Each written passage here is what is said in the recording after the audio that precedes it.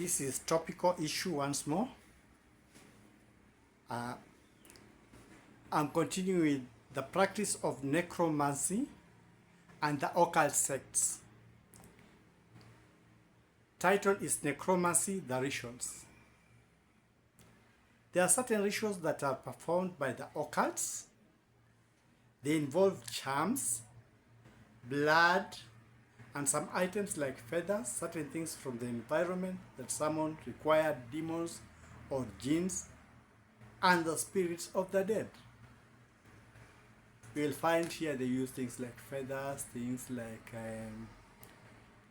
stones, things like some herbs, things like there's so many things common in the environment. Some animals, some dead animals like frogs, like chameleons. They use feces, human feces. They use crooked nails and many other things. You cannot be able to enumerate all of them there. It's difficult to find some on the net because you will find some are censored also.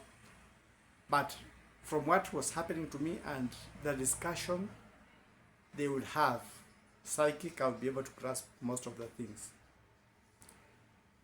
Things I had that are done because they would put them out as a scare for me and I would grasp them. Things that are done during the rituals.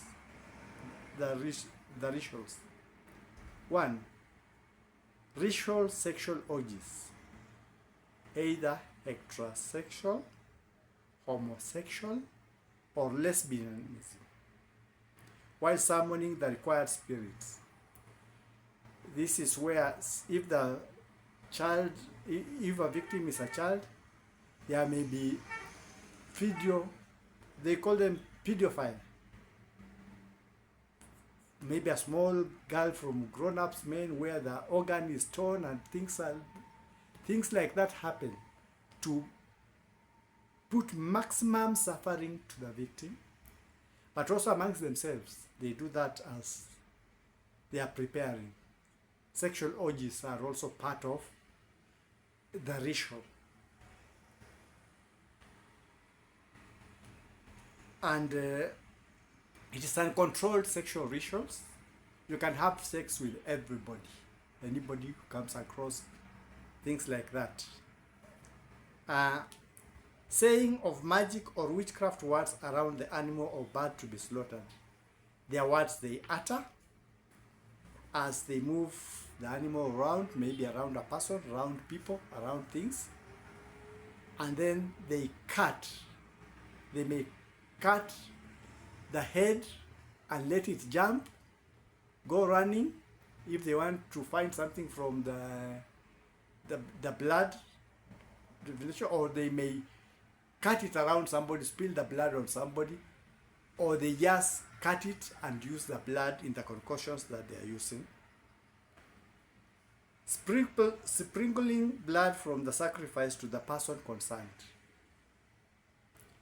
And sometimes there are some rituals where an animal is slaughtered. They put the intestines and the wastes from the animal, and one is supposed to be smeared, one is supposed to walk within. And then as they are doing that animal is processed, is cooked, certain things said, certain herbs put, is eaten. There was somebody who was telling me some time back, he also went to these people. There used to be stories. To me that time, there used to be stories and we would laugh. That there was a time he had problems and he went to a wizard. And the wizard tied a sheep and he was told to step all over the sheep until the sheep died. He refused and he moved out. But also there are things like that, an animal. You've had many of the programs we've had on TV, especially those where a lot of healings are done and things are done. There are those people who are called witches. They come and they confess. There are others who have confessed of burying animals alive. Witchcraft is done, you are told tie a sheep or a donkey or a cow alive, dig and put it. But also, as I was going through these things, I heard there was, that is also what is done to human victims when the witches, the wizards and those people within those sectors want certain powers. They torture a human being, put him in a grave and bury him alive. Burning animals or humans victims alive, that is done in secluded places, and they torture with burns and all those things until the animal or the person or anything that is being sacrificed is dead.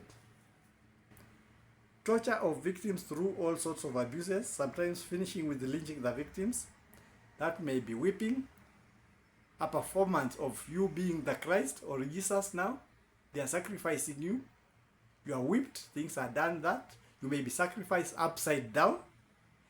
They may drink one's blood. When a person is tied there, they'll be coming and getting the blood until you die. And there are many other things that follow. Sometimes one is lynched slowly. Cutting of the animal or human in pieces slowly. Small cuts. Sometimes, like there was a movie, videos that were shown when some of the people are going, those people who are coming from Nigeria and other places passing through Libya to Europe. Some people would be taken and people would smash their, their shins with metal hammers. I was wondering what was that, only to realize later that these are occultic rituals, making a victim suffer before they die. They call it making that person boneless. They crush every bone in the body with metal mallets when the person is alive. It was happening there. There were some other places from the Middle East. I also saw videos, and I also heard in psychic people saying if he does that, he will be finished boneless. So that is what is called boneless. Smashing of your bones when you are still alive.